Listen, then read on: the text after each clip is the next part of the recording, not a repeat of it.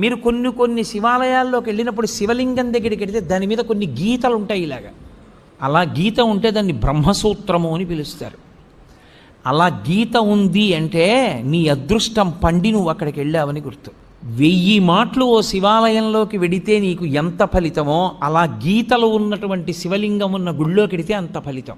విశేషమైన ఆరాధనీయము అని గుర్తు. అలాంటి శివలింగం ఉన్న గుడిలోకి వెడితే నీ దగ్గర డబ్బున్నవాడివైతే వెంటనే ఆ శివాలయంలో నువ్వు 100 రూపాయలు ఖర్చు పెట్టేవాడివి. బ్రహ్మసూత్రం ఉన్న శివలింగం ఉంటే 1000 రూపాయలు ఖర్చు పెట్టాలి. ఎందుకంటే నీ జన్మ పడ్డి అక్కడికి వచ్చావని గుర్తు. అది 1,000,000 రెట్ల ఫలితాన్ని ఇచ్చేస్తుంది. ఒక రుద్రాభిషేకం ఒక చోట చేస్తే ఏ ఫలితమో బ్రహ్మసూత్రం ఉన్న శివలింగానికి చేస్తే 1,000,000 రెట్లు విశేష ఆరాధనా ఫలితముని ఇచ్చేస్తుంది ఆ శివలింగం. అలా ఇవ్వగలిగిన శివలింగం అని గుర్తు చెప్పడానికి వచ్చిన వాళ్ళకి బ్రహ్మసూత్రం ఉంటుంది దాని మీద.